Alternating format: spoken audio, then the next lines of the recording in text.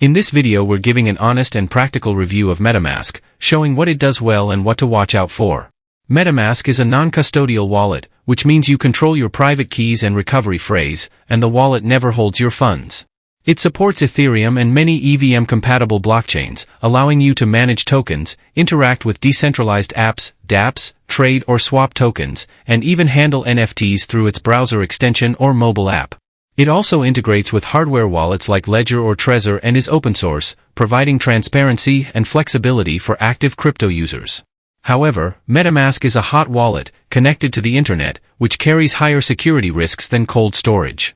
It doesn't have two-factor authentication or multi-signature support, so if your seed phrase or device is compromised, funds can be lost. Its popularity also makes it a frequent target for phishing attacks and scam dApps, and beginners may find managing gas fees and network delays confusing. Customer support is limited, so lost keys or mistakes are ultimately the user's responsibility. Overall, MetaMask is excellent for DeFi, NFTs, and active crypto management, but it's best suited for small to medium holdings.